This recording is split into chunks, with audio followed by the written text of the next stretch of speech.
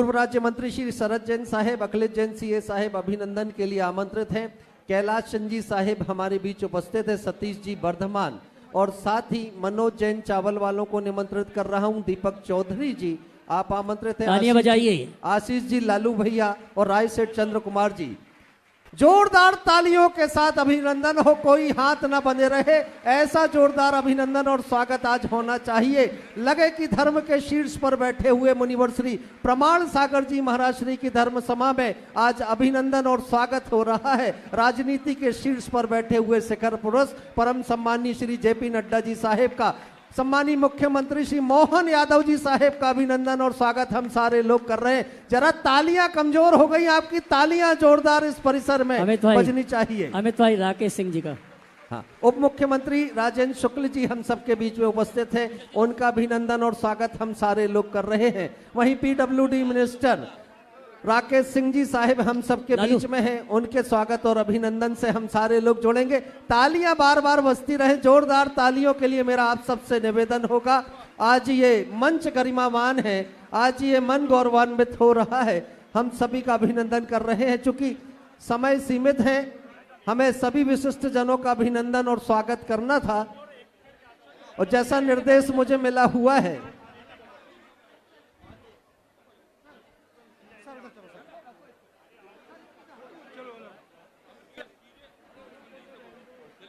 अमित भाई सीधे मंच को उद्बोधन खाली कर देंगे। थोड़ा निवेदन सभी से, मंच खाली कर देंगे। अमित भाई सीधे उद्बोधन चालू करवाइए सभी। हाँ, सम्मानीय राहुल कोठारी जी, हाँ, दीप प्रज्वलन के लिए मेरा निवेदन होगा। अच्छा, समय कम है, हाँ, स्पीच चालू करवाओ। और अब सीधे इस क्रम से जुड़ेंगे। मुख्यमंत्री परम सम्मानीय श्री मोहन यादव जी साहेब को मैं निमंत्रित करूंगा, वे आकर के अपने श्री मुख से गुरुदेव के प्रति अपने भावों की अभिव्यक्ति करेंगे। तालियों के साथ निमंत्रित करें।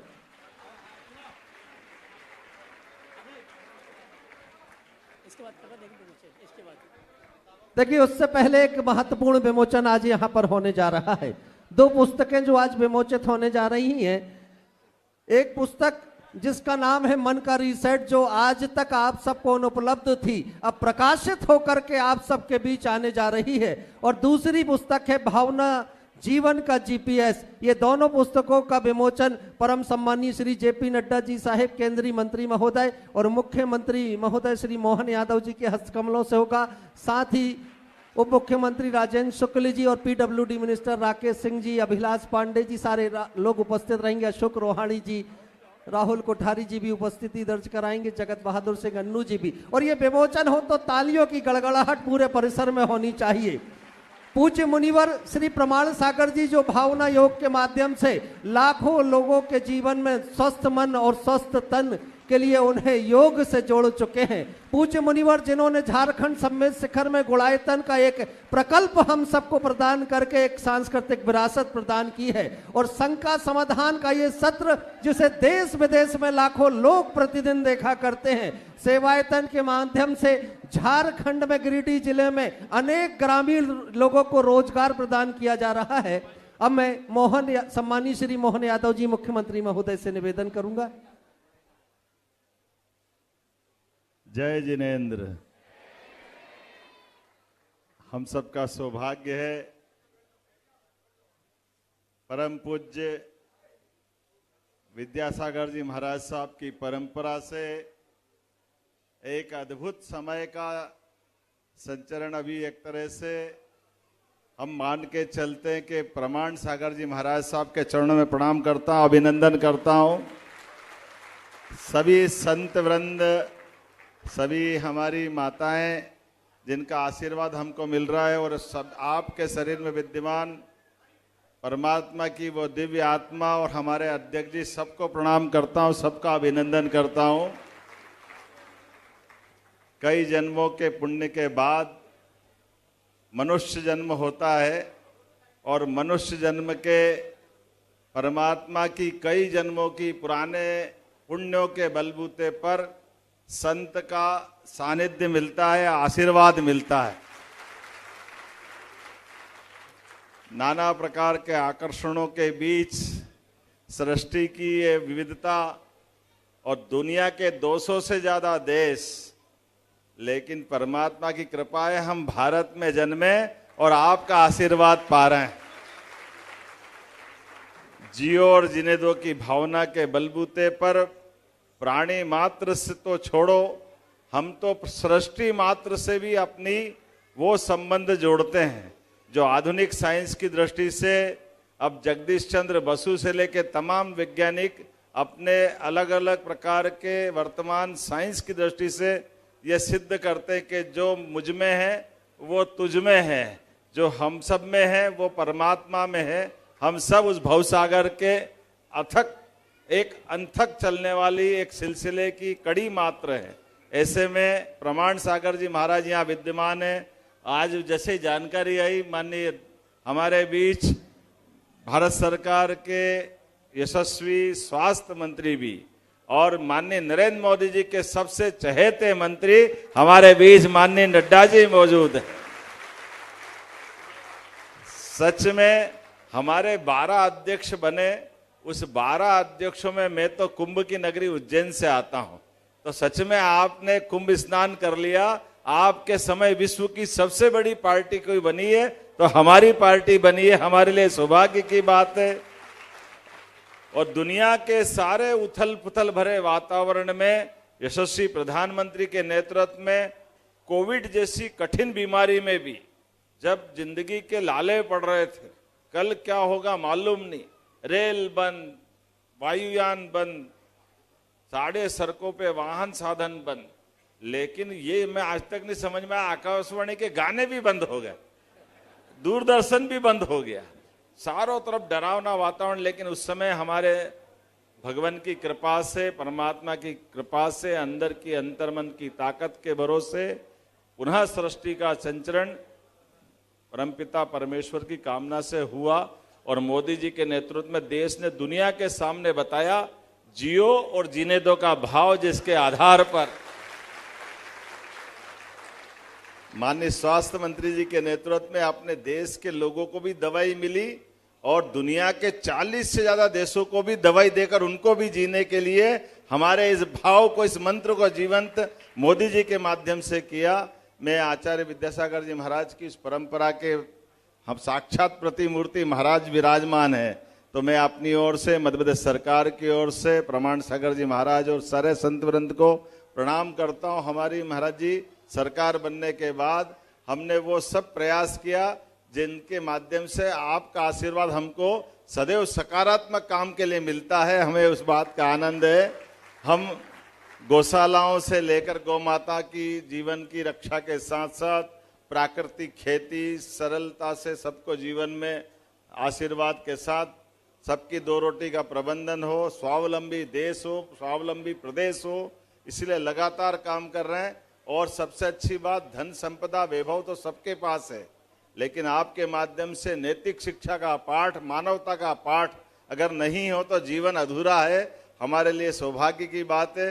और आपकी भी कृपा कैसी है, जिनने सब कुछ छोड़ दिया वो हमको सुंदर सुंदर मुकुट पहना रहा है, ये केवल आप ही की तो कृपा हो सकती। हमको कभी कभी लगता है कि ये मुकुट के माध्यम से सर पे वजन रख के अपने जीवन में सत्य मार्ग पे लगातार चलते रहो, सदमार्ग में सबका भला हो, ये नैतिकता की शिक्षा भी आप देते हैं, स्वावलंबिता की शिक्षा देते हैं और धर्मदंड के भरोसे से हमारी शासन की व्यवस्था भी सबके लोक कल्याण में लगी रहे। ये आपसे मैं महाराज जी आशीर्वाद भी चाहता हूं और पुनः वंदन करता हूं, अभिनंदन करता हूं। मेरे साथ बोलिए भगवान महावीर स्वामी की, प्रमाण सागर जी महाराज की बहुत बहुत अभिनंदन। और अब संपूर्ण संस्कार धानी उस उद्बोधन को सुनने के लिए तैयार हैं जिनकी प्रतीक्षा हम सारे लोग कर रहे थे। हमारे बीच में केंद्रीय मंत्री महोदय उपस्थित हुए हैं, परम सम्मानी जेपी नड्डा जी साहिब, और गुरु चरणों में बैठे हुए ऐसे ही लग रहे हैं जैसे गुरुदेव को समर्पित कोई भक्त, कोई शिष्य उनके समीप दिखाई दे रहा हो। तो आमंत्रित कर रहा हूं उन्हें, कृपया गुरु चरणों में अपनी भावों की अभिव्यक्ति करें। तालियों की अनुमोदना के साथ आमंत्रित करेंगे।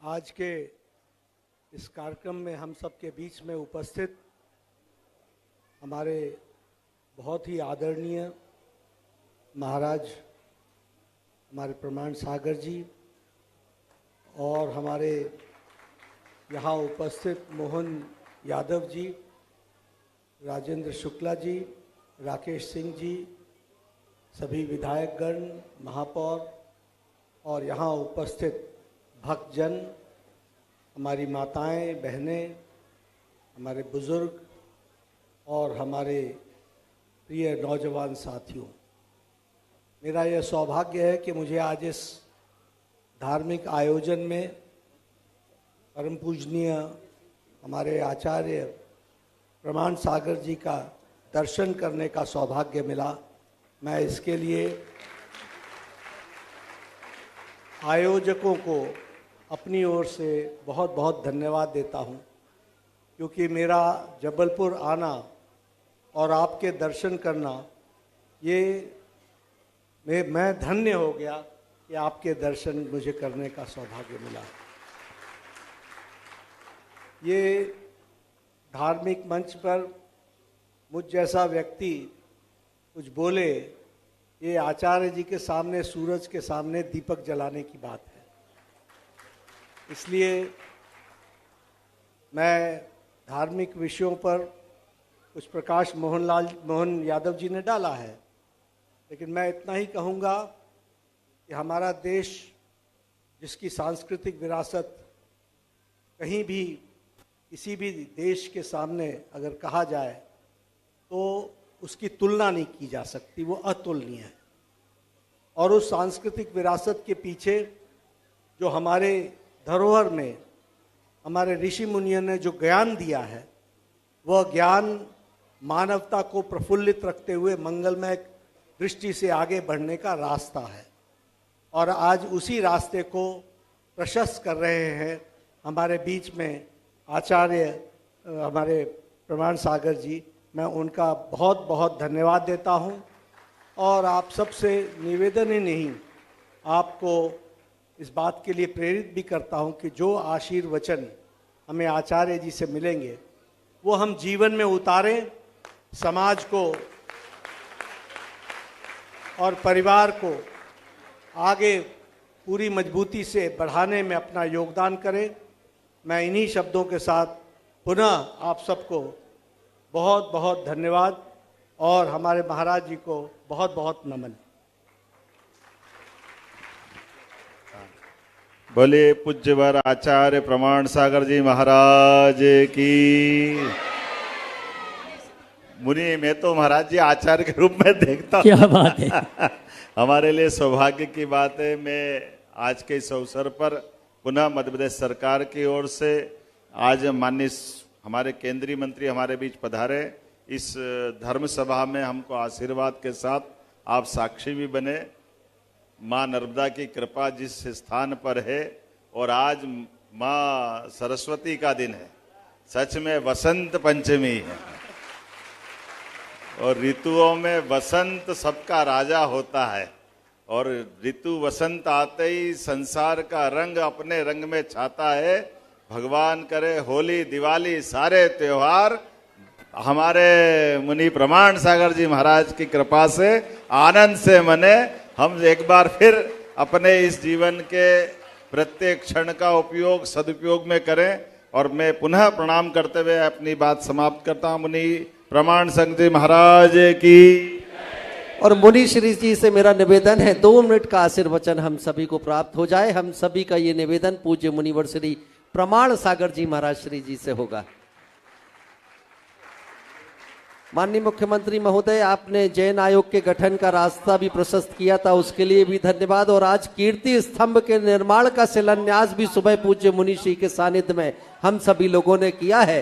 तो मध्य प्रदेश शासन का और नगर निगम का और हमारे विधायक महोदय और महापौर महोदय सभी का विशेष विशेष धन्यवाद उस बात के लिए। अमित सीधे।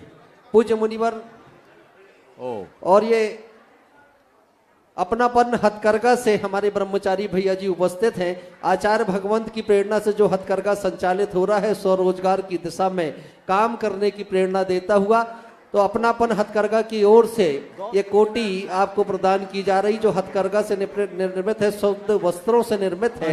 अमित जल्दी ओम ओम। बाकी देखो, औपचारिकताओं को रोक दो, क्योंकि मुख्यमंत्री जी का हेलीकॉप्टर उड़ना है, अंधेरा हो रहा है, और हम भी चाहते हैं कि ये समय पर सुरक्षित पहुंचे, इसलिए हम बिल्कुल व्यवधान नहीं देंगे। लेकिन ऐसे व्यक्तित्वों को आशीर्वाद तो देना जरूर चाहेंगे, और मैं जानता हूं कि वे लोग भी बिना आशीर्वाद के जाना भी नहीं चाहेंगे। बोलो अहिंसा परमो धर्म की। परम पूज्य आचार्य गुरुवर श्री विद्यासागर जी महाराज जी की। आचार्य श्री समय सागर जी महाराज की, मुनि श्री प्रमाण सागर जी महाराज की नमोस्तु नमोस्तु नमोस्तु। भारतीय संस्कृति ऋषि मुनि संतों की संस्कृति हुई रही है। इस देश की पहचान राजा महाराजाओं से नहीं, ऋषि मुनियों से रही। चक्रवर्ती राजाओं ने भी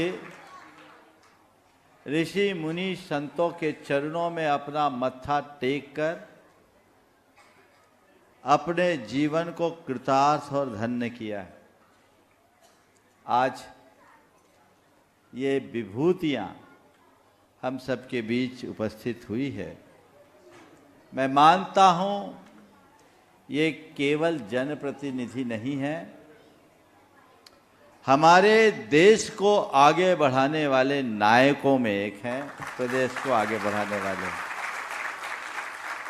नड्डा जी पहली बार आए हैं, लेकिन इन्होंने अपना पूरा जीवन देश को आगे बढ़ाने में लगाया है।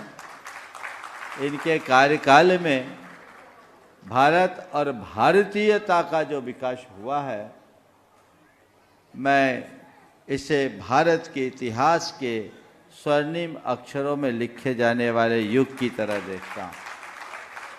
माननीय मोहन जी यादव तो पूरी तरह परिचित हैं ही।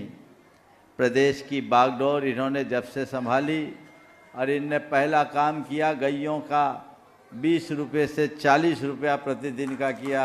हमने कहा आप निश्चिंत रहो, तुम्हारे कार्यकाल में कोई बाधा नहीं आएगी। आपने गौ माता का आशीर्वाद ले लिया।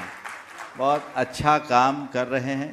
प्रदेश के अन्य मंत्रीगण भी हैं, राजेंद्र जी शुक्ला जी भी हैं, आपके राकेश सिंह जी तो स्थानीय हैं ही, यहाँ के विधायकगण, और आपके महापौर जी जो बहुत ही समर्पित व्यक्तित्व हैं। आज बहुत अच्छा काम बसंत पंचमी के दिन हुआ। बंधुओं, दो बातें मैं कहूँगा। कई बार ये सवाल उठता है कि धर्म और राजनीति का संबंध क्या है। कई लोग ये कहते हैं कि राजनेताओं को धर्म मंच में आने की क्या जरूरत। मेरा मानना है कि हमेशा राजनीति को धर्म का प्रकाश मिलना चाहिए, लेकिन धर्म में राजनीति कभी नहीं आना चाहिए।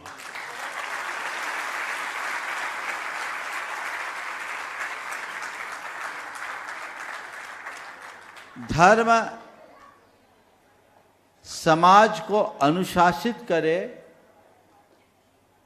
परंतु वो सत्ता का अधिष्ठान न बने, और राजनीति धर्म का दामन थामे, किंतु वो संप्रदाय न बने। यदि ये दोनों चीजें साथ लेकर के चलेंगे तो सुनिश्चित देश आगे बढ़ेगा। हम लोग रोज प्रार्थना में कहते हैं, धर्मधारी हो नरेशा। देश की कमान, प्रदेश की कमान उन लोगों के हाथ में हो जिसके हृदय में धर्म बसता है।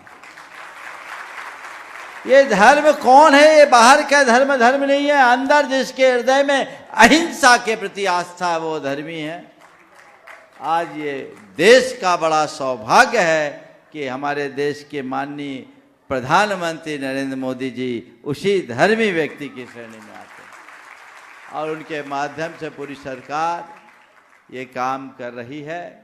निश्चित ये हम सब के लिए बड़े गौरव का विषय है। हमें अभी ऊपर बैठकर कुछ बिंदुओं पर चर्चा हुई, इन लोगों ने बहुत गंभीरता से उस पर विचार किया। गुरुदेव की सदैव एक ही मंशा रहती थी कि हमारा भारत कैसे बने, भारतीयता की वृद्धि कैसे हो।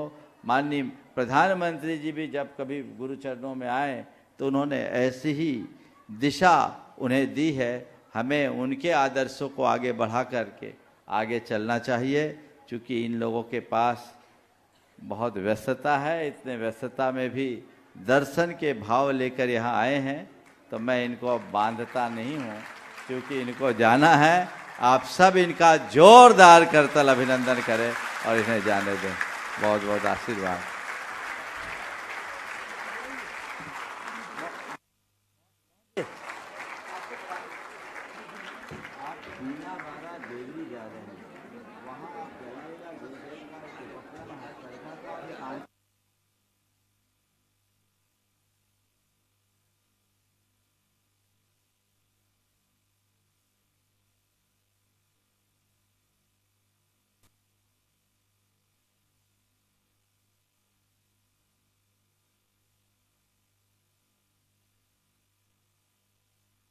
और आज जिन अप्रतिम व्यक्तित्व ने अपने राष्ट्रीय स्तर की व्यस्तता को परे रख करके गुरु चरणों के सानिध्य का लाभ लिया है, सम्मानीय केंद्रीय महोदय जेपी नड्डा जी साहिब के प्रति हम आभार के शब्द ज्ञापित कर रहे हैं। वहीं मुख्यमंत्री महोदय श्री मोहन यादव जी के प्रति भी आभार हम सभी लोग इस मंच से ज्ञापित कर रहे हैं। उप मुख्यमंत्री राजेंद्र शुक्ल जी, पीडब्ल्यूडी मिनिस्टर हमारे बीच उपस्थित थे राकेश सिंह जी, विधायक अभिलाष पांडे जी, विधायक अशोक रोहाणी जी, साथ ही महापौर जगत बहादुर सिंह अन्नू जी, और विशेष आभार राहुल कोठारी जी का, रिंकू विज जी का। आप सबके प्रति आभार के भाव हम प्रकट कर रहे हैं कि आज गुरु चरणों में आकर के इस देश के लिए आप सभी लोगों ने मार्गदर्शन प्राप्त किया है।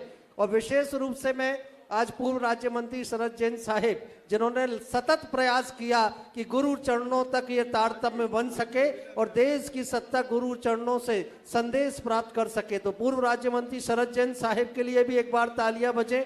और अखिलेश जैन सीए साहिब भी सतत प्रयासशील रहे, उनके लिए भी तालियां बजनी चाहिए। पूर्व मंत्री अलका जैन जी भी हमारे बीच मंच पर मौजूद हैं। साथ ही उपस्थित हुए थे रत्नेश सोनकर जी साहिब, जो कि भारतीय जनता पार्टी के नगर के अध्यक्ष हैं। उन सब के प्रति हम आभार ज्ञापित कर रहे हैं। और अब प्रतिष्ठाचार्य बाल ब्रह्मचारी अभय भैया आदित्य जी तक ये मंच पहुंच रहा है कि संकट समाधान के सत्र का शुभारंभ कराने की वे अनुकंपा करेंगे।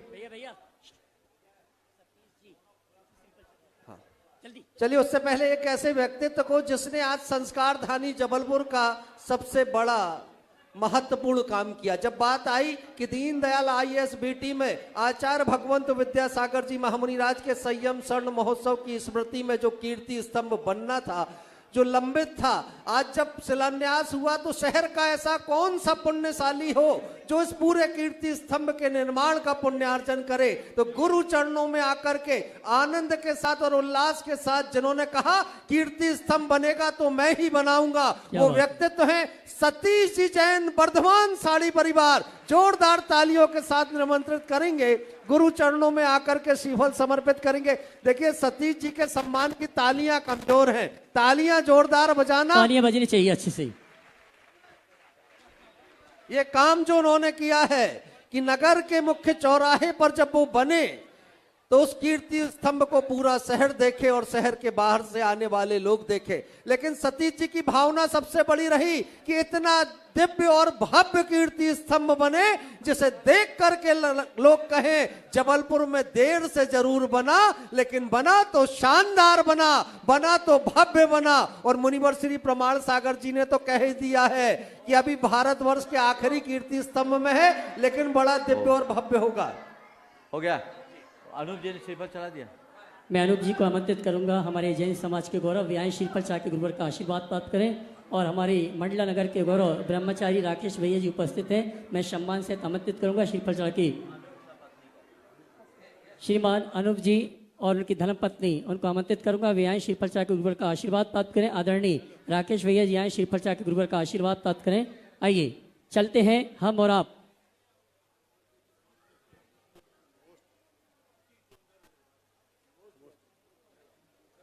ओम अनूप जी थोड़ा सा इतने लोग कैसे आ गए? और आइए चलते हैं बिना किसी भूमिका के दोनों हाथ उठा के जयकारा लगाएंगे। बोले देवादिदेव श्री आदिनाथ भगवान की, देवादिदेव चिंतामणि पार्श्वनाथ भगवान की जय जय जय, देवादिदेव श्री महावीर ओ, भगवान की। ओम हो गया। और सब आइए लोग चलते बैठे। हैं। देखो यहाँ बहुत लोगों की शिकायतें हैं कि हम प्रश्न देते हैं, हमारा नंबर नहीं आता। आज से जब तक जबलपुर रहें, 2-4 हमारे बाहर के अतिथियों को छोड़कर जितने नाम आएंगे, जितनी पर्चियाँ आएंगी, उनकी शॉर्टिंग होगी।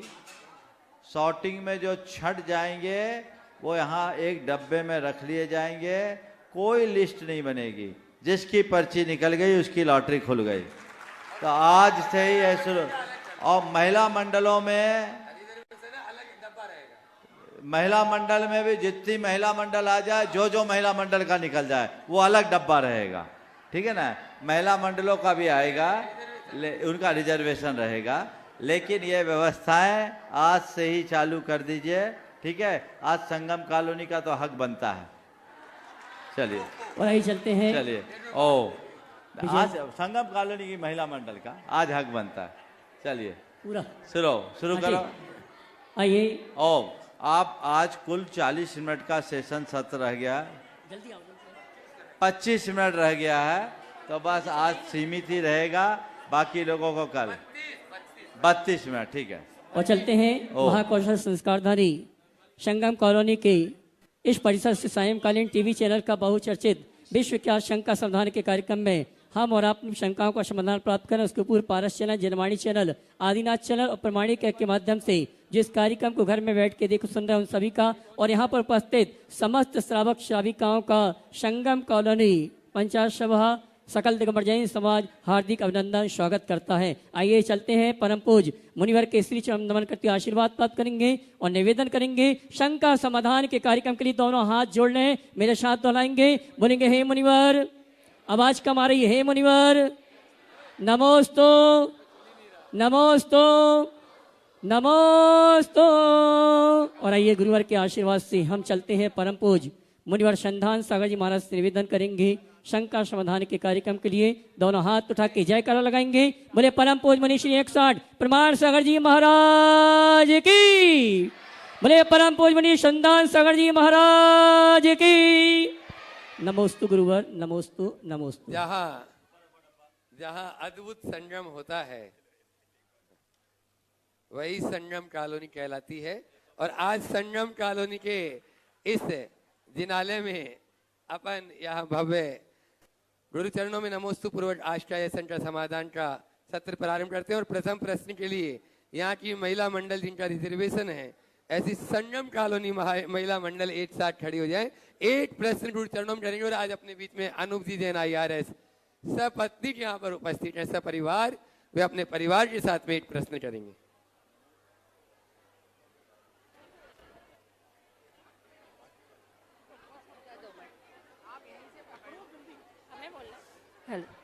ओम बोलो जल्दी, ओम ओम जल्दी। दूसरा माइक पहुंचाएं अनूप जी तक। महाराज जी के चरणों में बारंबार नमोस्तु महाराज जी। बोलिए महाराज जी, आज का मेरा यह प्रश्न आज की युवा पीढ़ी से संबंधित है। हम सभी माएँ हैं और किसी न किसी ओम हाँ रूप में कहीं ना कहीं हम सभी लोग ये चीज़ फेस करती हैं। आज के हमारे बच्चों को लेकर के प्रश्न है कि आज की जो युवा पीढ़ी है और बच्चे हैं बहुत समझदार हैं, क्योंकि वह जो देख रहे हैं वही अपना रहे हैं और बहुत ही प्रैक्टिकल है। अपनी अत्यधिक महत्वाकांक्षाओं को लेकर के वह पूरा नहीं कर पाते और डिप्रेशन में चले जाते हैं। उसको देखते हुए वह परिवार और समाज से दूर हो रहे हैं। ऐसा क्या करें हम सभी माँ बाप कि उन सभी को समझा देखिए, सकें? बहुत अच्छा सवाल है और इसकी जड़ में हम जाए। थोड़ा शांत, एकदम शांत, हम उसकी जड़ में जाए। मेरे देखिए इसके दो बड़े कार्य, एक अपेक्षा और दूसरी तुलना। अपेक्षा और तुलना ये दो ऐसे कारण हैं जिनके कारण लोगों के मन में अतिरिक्त तनाव उत्पन्न होता है। बच्चे भी इन्हीं कारणों से परेशान होते हैं और परिवार के लोग भी। पहली बात मैं कहूँगा कि परिवारजन बच्चों से ज़रूरत से ज़्यादा अपेक्षाएं न रखें और अपने बच्चों की दूसरों से तुलना न करें, और बच्चे भी अपने अंदर अपेक्षाओं का अतिरिक्त विस्तार न करें और दूसरों से खुद की तुलना न करें। यदि ये दोनों बातों से बच जाए और खुद की क्षमता और प्रतिभा का सही मूल्यांकन करते हुए उसे निखारने की दिशा में लग जाए तो जीवन में बहुत बड़ा बदलाव हो सकता है। नमोस्तु महाराज जी, नमोस्तु। हाँ हाँ, नमोस्तु गुरुजी, गुरु संघ को नमोस्तु। ओम। अपने बीच में अनूप जी जैन IRS जो अधिकारी, बाद में श्रावट। पहले जोरदार तालियां अनूप जी, भाषा जी जैन पूरे परिवार के साथ में, और वहीं पर यहाँ की पंचायत कमेटी, संगम कॉलोनी कमेटी जाकर वहां स्वागत अभिनंदन करिए। आप लोग तालियों में कंजूसी क्यों कर रहे हैं? जोरदार तालियां अनु भाई के लिए। और उसके बाद में आज मंडला दिगंबर जैन समाज यहाँ पर उपस्थित है। एक प्रश्न भी करेंगे और नमोस्तु न बोल के समय बचाएंगे। हाँ गुरुजी, दर्शन शास्त्र संघ लोक सेवा आयोग में एक बहुत ही महत्वपूर्ण विषय होता है जो हमारे अभ्यर्थी लेते हैं, उसमें 60 दर्शनों के साथ जैन दर्शन को भी पढ़ा जाता है और बड़ी प्रमुखता से। हमारे समाज के जैन विद्यार्थियों से और अन्य विद्यार्थियों से एक प्रश्न पूछा जाता है कि अनेकांतवाद और स्यादवाद क्या है। तो बच्चे बताते हैं इसको, पर वो दोनों के अंतर को नहीं समझ पाते और कई बार इसकी जो आलोचनाएं हुई हैं उसमें उलझ जाते हैं। तो आज मैं आपसे अपेक्षा गुरुजी अनुरोध करूंगा कि आप इन दोनों कंसेप्ट को इस तरह से बताएं कि तैयारी करने वाले बच्चों के लिए क्लियरिटी आ जाए दोनों में। नमस्ते गुरुजी। बहुत अच्छा सवाल किया। पहले तो मैं चाहूँगा इस दंपति का जोरदार अभिनंदन वहीं जाकर के कर लीजिए। हाँ, वहीं जाकर कर ले, कोई महिला भी आ जाए। एक बात आपके सवाल से तो मैं कहूँगा कि हमारे बच्चों को जो प्रतियोगी परीक्षाओं में भाग लेते हैं उनको धर्म, दर्शन और संस्कृति का भी परिचय होना चाहिए। अनु भाई ने मुझे एक सूचना दी और आज उसे प्रत्यक्ष रूप से विस्तारित से रूप में कहा भी कि अभी यूपीएससी के इंटरव्यू में एक युवक से पूछा गया भावना योग क्या है। इन्होंने बाद में उस लड़के से पूछा कि तुमने क्या कहीं लिखा था भावना योग। आप अपने मुंह से बोल दो एक बार थोड़ा सा, ताकि लोगों को प्रेरणा मिले। संघ लोक सेवा आयोग से जो साक्षात्कार देके बच्चे आए तो हम लोग उनकी गुरुजी स्क्रिप्ट तैयार कराते कि आपसे क्या पूछा गया था। तो किसी बच्चे ने जब बताया कि उससे पूछा गया था भावना योग क्या होता है और ये सामान्य योग से किस प्रकार अलग है, तो वो बच्ची से मैंने पूछा कि आपसे बना, तो उससे नहीं बना था क्योंकि उसको पता ही नहीं था भावना योग क्या है। तो गुरुजी ये भावना योग, जबकि संघ लोक सेवा आयोग में कोई भी सदस्य जैन नहीं है, पूछने वालों में कोई जैन नहीं था, लेकिन इसका प्रचार वहाँ तक हो गया है। पर ये विडंबना है कि हमारे किसी परिवार में किसी को ये अनुभव ना हो कि भावना योग क्या है। ये गुरु की कमी नहीं है, ये हम श्रावकों की कमी है कि हम उनको ये सिखा नहीं पाए। बहुत सुंदर। तो मैं ये तो एक उदाहरण है, मतलब मैं कहना चाहूँगा सभी बच्चों को, बच्चियों को जो प्रतियोगी परीक्षाओं में भी आगे बढ़ना चाहते हैं वो अपनी परंपरा को अच्छे से जाने। वर्तमान सरकार भारतीय ज्ञान परंपरा को बहुत प्रोत्साहित करती है, इसलिए प्रत्येक व्यक्ति को भारत, भारतीयता और भारतीय परंपरा का बोध रखना चाहिए। इस तरफ ध्यान रखें। अब आपके सवाल पे आता हूँ। बहुत महत्वपूर्ण सवाल है और ये बड़ा उपयोगी सवाल भी है। थोड़ा समय लग सकता है, लेकिन मैं चाहूँगा कि इस सवाल के माध्यम से लोगों की अवधारणा स्पष्ट हो। अनेकांत जैन दर्शन का प्राण है। अनेकांत शब्द और शाद्वाद शब्द, इन दोनों शब्दों को थोड़ा समझे बच्चों। अनेकांत क्या है? अनेकांत दो शब्दों के मेल से बना है, अनेक और अंत। अनेक यानी एक से अधिक, अंत के अनेक अर्थ होते हैं, लेकिन यहाँ अंत का अर्थ है वस्तुगत धर्म। जैन दर्शन के अनुसार जगत की प्रत्येक वस्तु परस्पर विरोधी अनंत धर्मों के पिंड युक्त है। यानी हर वस्तु मल्टी डायमेंशनल है। जैसे आपसे सवाल पूछे हिमालय किधर है तो क्या उत्तर होगा? उत्तर में है गुरुजी। यही सवाल किसी चीन के आदमी से पूछा जाए तो दक्षिण में। तो क्या हो गया? जो हिमालय हमारे लिए उत्तर में, वो किसी के लिए दक्षिण में है। एक गिलास आधा भरा है, उसके बारे में आपसे स्टेटमेंट पूछे, क्या कहेंगे? थोड़ा जोर से। आधा भरा है, आधा खाली भी है, और दोनों एक साथ उस गिलास में विद्यमान है। परस्पर विरोधी है। हम अपने जीवन को देखें। जब हम अपने जीवन को देखते हैं तो बचपन से अब तक में हमारे कितने परिवर्तन हो गए है। लेकिन अपनी अनुभूतियों और स्मृतियों को देखते हैं तो क्या लगता है हम तो वही है। यानी क्या हुआ? हम बदल भी रहे और हम स्थिर भी रहे, स्थिर भी हैं। हम अनेक भी हैं और एक भी हैं। संसार के प्रत्येक वस्तु में ये परस्पर विरोधी अनंत धर्म युगल है।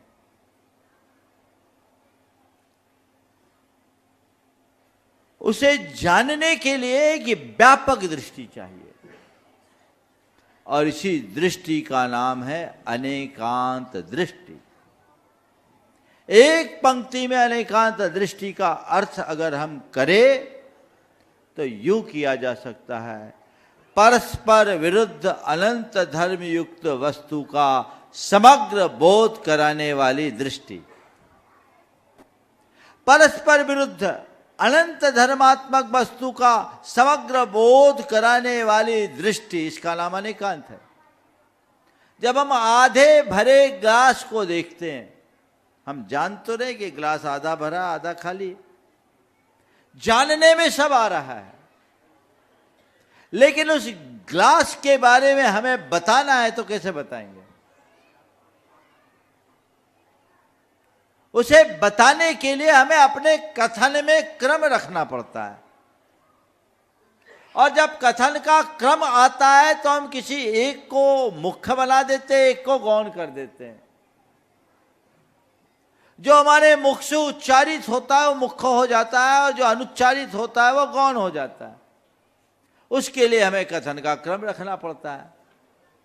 इसी कथन क्रम से अनेकांतात्मक वस्तु के निरूपण की पद्धति का नाम है शादवाद। शादवाद क्या है? शादवाद भी दो शब्दों के मेल से बना, शाद और वाद। शाद का अर्थ क्या है? शाद संस्कृत का एक निपात शब्द है, अव्यय, जिसका अर्थ है कथनचित, किसी अपेक्षा से, किसी दृष्टि विशेष से, किसी पॉइंट ऑफ व्यू से। वाद यानी कथन करना। तो शादवाद का हम अर्थ क्या निकाले? अनंत धर्मात्मक वस्तु का मुख्य गौण भाव से परस्पर सापेक्ष कथन करने की पद्धति, इसका नाम शादवाद है। शाद शब्द लगाए या ना लगाए, लेकिन हम जब मुख्य गौण करके कथन करते तो शादवाद होता है। वाणी की एक सीमा है, सकृत उच्चारितः सब उच्चारितम शब्द एकमेव अर्थम द्योतयति। एक बार में उच्चारण किया गया शब्द को एक ही अर्थ को प्रकट करेगा। ग्लास के बारे में हमें बताना है, हिमालय के बारे में हमें बताना है, हमारे पास कोई ऐसा शब्द नहीं है जो एक साथ उसका पूरा स्टेटमेंट दे दे। हमें बताने के लिए भाषा में क्रम का प्रयोग करना पड़ेगा, और जब हम क्रम को अपनाएंगे तो कोई एक मुख्य होगा, दूसरा गौण हो जाएगा। जो मुख से उच्चरित होगा वो मुख्य हो जाएगा, और जो अनुच्चरित होगा वो गौण हो जाएगा। तो मुख्य गौण भाव से हमें अपनी बात करनी होगी। तो ये जो बात है इसी का नाम शादवाद है, समझ गए? तो कुछ लोगों ने शादवाद को अर्थ को न समझने के कारण शादवाद के विषय में भ्रामक व्याख्या कर डाली और लोगों ने शाद शब्द को शायद का द्योतक मान लिया, संभावना का द्योतक मान लिया, जो कतई सही नहीं। शाद का अर्थ ना तो शायद है ना संभावना है। ग्लास अगर आधा भरा है तो शायद नहीं भरा, आधा भरा ही है, और आधा खाली है तो खाली ही है। कोई किसी का पिता भी है, कोई किसी का पुत्र भी है, लेकिन वो अपने पुत्र का तो पिता ही है और अपने पिता का तो पुत्र ही है, इसमें क्या संशय। लेकिन वो पुत्र और पिता दोनों रिश्तों को अपने साथ जोड़ा है। जब हम उसके पिता को प्रमुखता देंगे तो हम पुत्र कहेंगे, और जब उसके पुत्र को प्रमुख रख के कहेंगे तो उसे पिता निरूपित करेंगे। इसी का नाम शादवाद है। आचार्य महावीर प्रसाद द्विवेदी ने इस विषय में अपना अभिमत इस रूप में प्रकट किया। मैंने अपनी कृति जैन धर्म और दर्शन में से कोट किया कि जिन लोगों को ये पता नहीं कि शादवाद किस चिड़िया का नाम है, उन्होंने भी शादवाद विषयक सत्य सिद्धांत का खंडन कर डाला। लगता है कि इन्होंने जैनों के मूल ग्रंथ को पढ़ने की कोशिश नहीं की।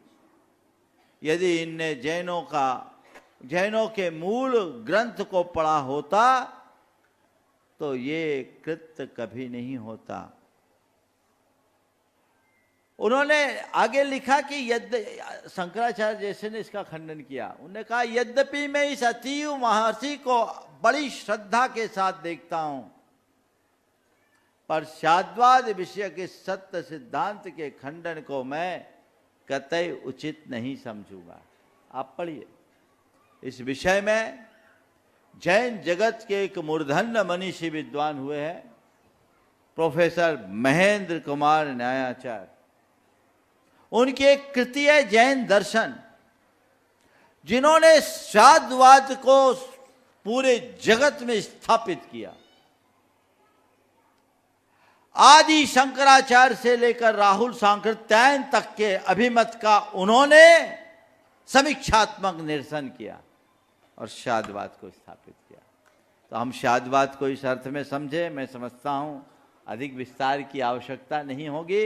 दोनों की एक एक परिभाषा, अनेकांत है वस्तु और शादवाद है उसकी कथन की पद्धति। अनेकांतवाद और शादवाद दो अलग चीज नहीं है, एक अर्थक है। शादवाद अनेकांतात्मक वस्तु तत्व को प्रतिपादित करने की भाषा शैली, और अनेकांत है वस्तु का तत्व। इन दोनों बातों को हम समझ के चलेंगे, सब चीजें अच्छी हो जाएगी। मैं समझता हूं आपका प्रयोजन पूरा होगा।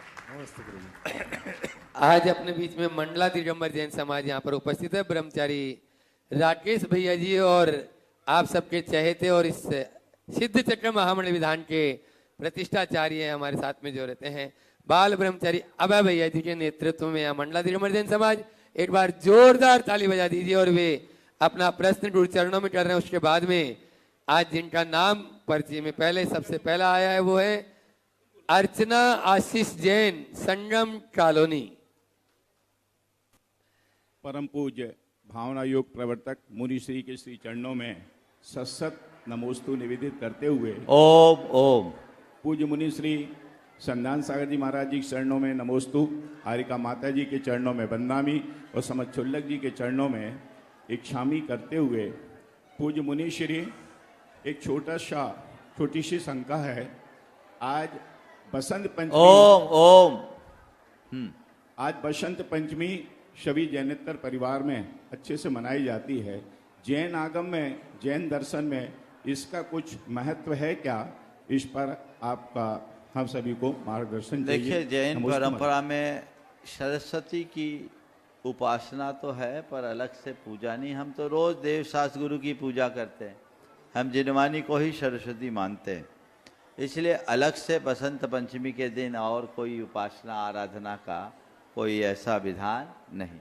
बंधुओं, आज का दिन आप जबलपुर वालों के इतिहास का बड़ा महत्वपूर्ण दिन। आज प्रातःकाल आचार्य श्री के संयम कीर्ति स्तंभ का, आचार्य विद्यासागर स्मृति स्तंभ का लोकार्पण शिलान्यास हुआ। आज वो सौभाग्य नगर निगम के महापौर जगत बहादुर सिंह जी अन्नू भाई, उनके प्रयासों से, स्थानीय विधायकगण, अन्य लोगों के प्रयासों से पंचायत द्वारा हुआ, जिसका पुण्यार्जन का सौभाग्य आपके पंचायत के कोषाध्यक्ष सतीश जी के परिवार को, सतीश जी वर्धमान, उनके परिवार को मिला है। निश्चित ये बहुत सराहनीय कार्य है। और आज अभी कुछ अतिथिगण भी आए थे, आप सब ने उनका लाभ लिया है। अन्य शेष सवाल आप करें, ये बहुत अच्छी बात है।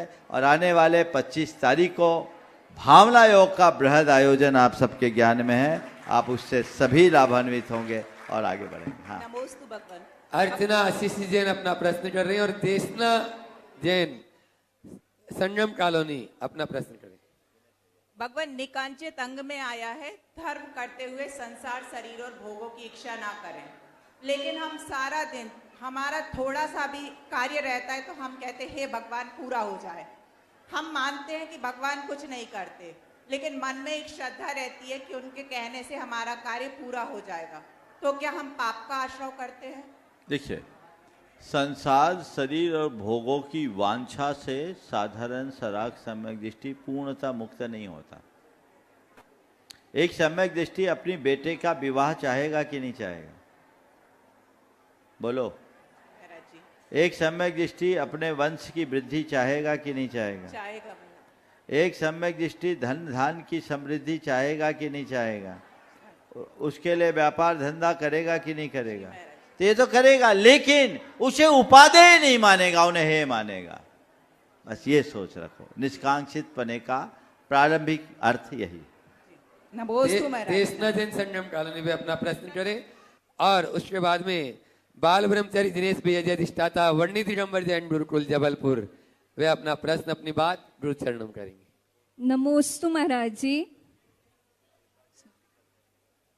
नमोस्तु महाराज जी। महाराज जी, मेरे पापा 6 भाई हैं और विचारों से हम सभी जॉइंट फैमिली ही है। मैं अपने सभी भाइयों की लाडली बहन हूँ और सभी भाई मेरी बहुत केयर करते हैं, परंतु मैंने देखा है कि एज बढ़ने पर सभी भाई बहनों की रिश्तों में दूरियां आ जाती हैं। महाराज जी, मेरी शंका यह है कि हम ऐसा क्या करें कि हम भाई बहनों का रिश्ता ऐसा ही बना रहे और इसमें दूरियां ना आए। एज कितनी भी बढ़ जाए, स्मृतियां बचपन की बनाए रखो। समझ गए? बचपन जैसी सरलता रखो तो एज बढ़ने पर भी दूरियां नहीं बनेगी। नमोस्तु। वर्णी दिगंबर जैन गुरुकुल का अधिष्ठाता बाल ब्रह्मचारी दिनेश भैया जी, वे अपना प्रश्न, गुरुकुल के बच्चे भी उनके साथ में आ जाएं, वे अपना प्रश्न कर रहे हैं। और उसके बाद में आज अपने बीच में पूर्व मंत्री अलका जी, सीताचंद जी जैन कटनी त्रिगुणायतन ट्रस्टी, वे अपना प्रश्न गुरु चरणों में करेंगे। परम पूज्य भावना प्रभावना योग के संवाहक मुनिश्री प्रमाण सागर जी महाराज जी के चरणों में वर्णी गुरुकुल परिवार की ओर से नमोस्तु। महाराज श्री को नमोस्तु, छुड़लक जी को इच्छामी, माता जी को बंदामी, छुड़लक जी को इच्छामी, भैया जी को वंदना। महाराज श्री, सिद्ध चक्र मंडल विधान के विषय में बहुत उत्साह रहता है लोगों में, पर अभी तक अधिकतर हजारों में एक आध कोई ऐसा आपने प्रेरणा दी है कि संस्कृत सिद्ध चक्र महामंडल विधान की महिमा लोगों में जागृति हो रही है। महाराज श्री, जो हिंदी सिद्ध चक्र विधान है और संस्कृत सिद्ध चक्र विधान में क्या विशेषता है जो जबलपुर वासियों के लिए बड़ी उत्साह की उत्कंठा है, उसमें कैसे शामिल हो? नमोस्तु बराश्री। देखो, सिद्ध चक्र विधान, असली विधान तो संस्कृत का ही है, और एक बार संस्कृत का विधान कर लोगे तो बाकी सारे विधान भूल जाओगे। मैंने तो इतना रस लिया कि मुझे दूसरे विधान पसंद ही नहीं आते, और सिद्ध चक्र विधान जब संस्कृत का होता है तो मैं उसका प्रत्येक अर्घ पढ़ता हूँ, एक पल भी उससे अलग नहीं होता, हर मंत्र पढ़ते। सिद्ध चक्र विधान जब संस्कृत का करते हैं तो पूरा कीर्तन चलता है, एक एक अर्घ को 9-9 बार बोलने का मौका मिलता है। इसमें व्यक्ति पूरी तरह इन्वॉल्व होता है। बाकी लोग तो केवल हिंदी का जब चलता है तो उसमें केवल ढोलक की थाप सुनाई पड़ती है। और फिर सिद्ध चक्र विधान आप लोग कराते हो, मंडल तो रचते ही नहीं, और बिना मंडल के विधान अधूरा है। मंडल क्या, जो बीजाक्षर युक्त मंडल है। मंडल का मतलब क्या होता है? दिव्य शक्तियों के आह्वान के लिए तैयार किया गया एक वृत्त चित्र, गुप्त रेखा चित्र। उस मंडल के अभाव में वो विधान केवल पूजन है। इसलिए जब संस्कृत का विधान होता है, पूरे मंडल की संरचना होती है। सिद्ध चक्र, आप तो प्रतिष्ठाचार्य हो, आपको पता है कि सिद्ध चक्र मंडल की कितनी महिमा है। प्रतिष्ठा में बिना सिद्ध चक्र के काम ही नहीं चलता। तो सिद्ध चक्र के मंडल की स्थापना से हमारे अंदर बहुत सारी शक्तियां होती। और बंधुओं, मैं आपको क्या बोलूं, कई लोगों के जीवन की अलाय बलाय सिद्ध चक्र की आराधना के बाद समाप्त हुई। एक परिवार जिनका मैं नाम नहीं लूंगा, 5 सालों से लगातार हर साल 1-2 एक्सीडेंट होते थे। उनने मुझसे कहा, मैंने कहा एक काम करो, तुम एक बार पूरे परिवार के साथ सिद्ध चक्र विधान कर लो। 2012 में उनने पूरे अपने घर में ताला लगाकर पूरा परिवार आया शिखर जी, और उनके अनुरोध पर मैंने केवल उनके परिवार का विधान मंदिर जी में कराया। उस विशुद्धि का प्रताप यह है कि 12 से 26 से आज तक सलामत है। यह पुण्य है। अशुभ अमंगल का निवारण इससे होता है। और फिर कोई मंत्र तुम खुद पढ़ो और वही मंत्र गुरु मुख से सुनो तो अनंत गुना फल मिलता है। सुरेश चंद्र जी चौधरी थे, गोटे गांव वाले। उन्होंने एक बार गुरुदेव से कहा कि महाराज जी, पीताम्बरा मठ में, दतिया में पीताम्बरा मठ है, वहां एक ग्रंथ मिला। उस ग्रंथ में 2000 साल प्राचीन ग्रंथ, उन्हें शंकराचार्य स्वामी स्वरूपानंद जी ने ये बात बताई थी। आप सबके लिए रहस्य की बात बता रहा हूं कि 2000 वर्ष पुराना ग्रंथ मिला। उस ग्रंथ में लिखा है कि श्री यंत्र यदि किसी दिगंबर मुनि के हाथ से मिल जाए तो उसका फल सहस्त्र गुना होता है। ओम। इसी तरह किसी मंत्र का लाभ यदि किसी दिगंबर मुनि के मुख से मिल जाए तो उसका फल अनंत गुना होगा।